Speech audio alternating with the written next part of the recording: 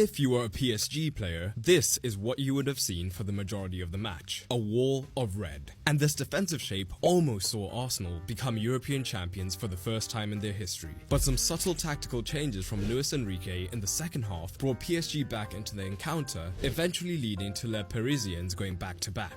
So what exactly were the tactics on display? Let's take a look. Even before Arsenal took the early lead, it was clear that the defense was going to be the priority for them throughout the evening, as we essentially saw no or very limited pressing, with Odegaard and Havertz looking to be the first point of contact as Arsenal sat in a 4-4-2 mid-block.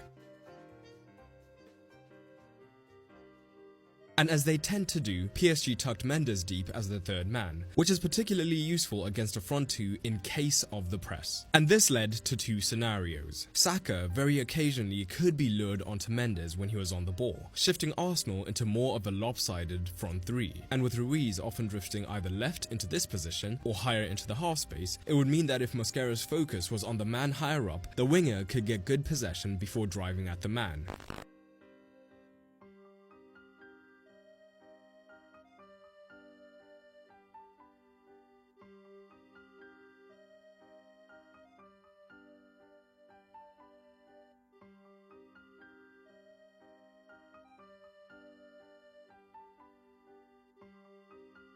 Or Mosquera would back up the press, leaving room here. But for the majority of the match, Saka was extremely disciplined, allowing the Portuguese to have the ball and instead staying deeper to prevent this space opening up.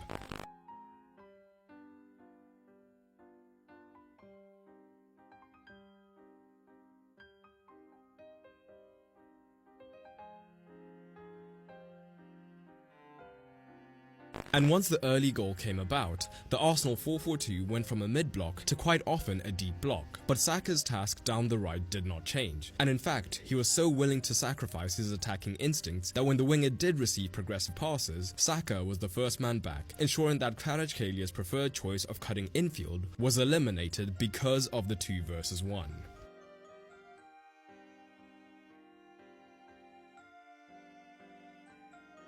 And as mentioned, PSG were pretty much able to consistently move out of their own third, unchallenged. And rather than have a second pivot deep, where there was no pressure anyway, Ruiz tended to either be high or off to the left, while Neves did similarly down the right hand side. So essentially, PSG were in a 3-1-6 with constant rotations throughout the match.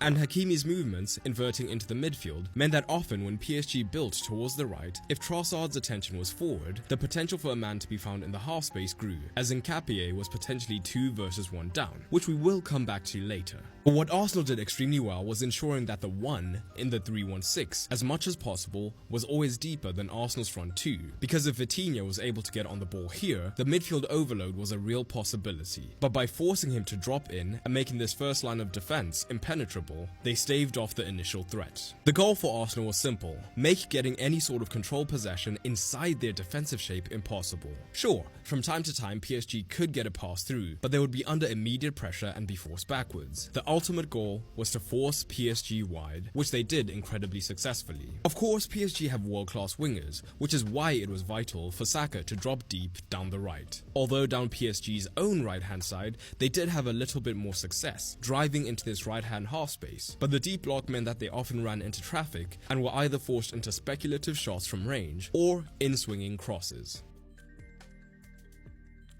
So what changed in the second half? Just before we look at that, with the World Cup on the horizon, if you are a true tactical nerd and want to take your understanding even deeper ahead of the tournament, sign up for Football Fundamentals through the link down in the description below.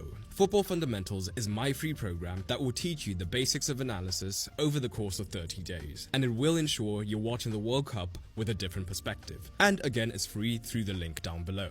How Luis Enrique used his midfield was completely different in the second half, as they shifted from having these default positions that made theoretical progression easier but meant that there was no close proximity, to now having 2 or all 3 midfielders beginning the play wide on the same side. And this would naturally drag Arsenal across, often to the left. And crucially, where in the first half, whenever Saka was drawn high up, it was Mosquera pushing up from deep to cover,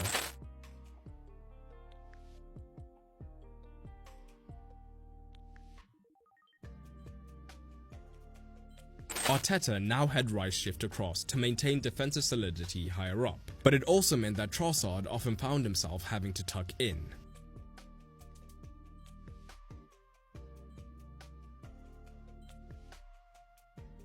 This naturally meant that the PSG switches were now more effective, particularly when the half-space man was able to tie up the fullback, allowing the winger to have a running start at the fullback.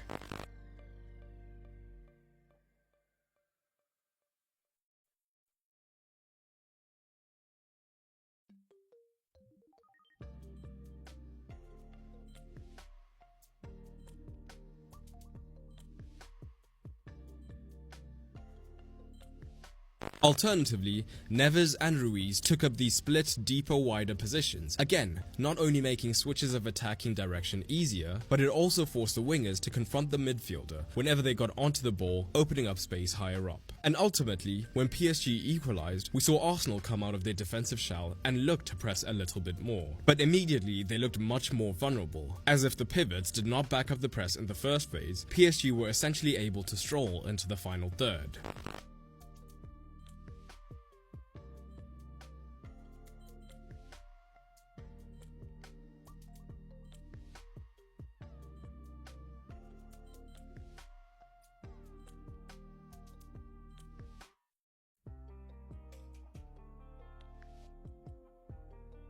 Now let's take a look at what Arsenal did in possession, because this was far from Arsenal just sitting deep and looking to protect a lead for 90 minutes, with no interest in attacking. Well, that of course is a lie.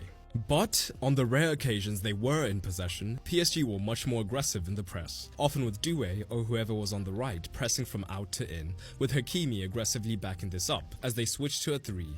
Trossard tended to drift infield, with Havertz looking to drop deeper at times, and it could leave gaps in the defensive areas as Pacho tended to be man-oriented on Havertz and Marquinhos on Trossard. We see slight shades of this in the goal, with Pacho dragged deep by Havertz and Marquinhos dragged wide. PSG looked to have dealt with the situation, but a combination of the unlucky ricochet and Pacho still being high from the press give Havertz the room to attack. So, after waiting so long to win the Champions League for a first time, PSG have officially gone back-to-back in a much tenser affair than last year's final. But what did you make of the tactics? Drop anything else that I didn't mention down in the comments below. And Luis Enrique's approach continued a general trend of the best teams moving away from positional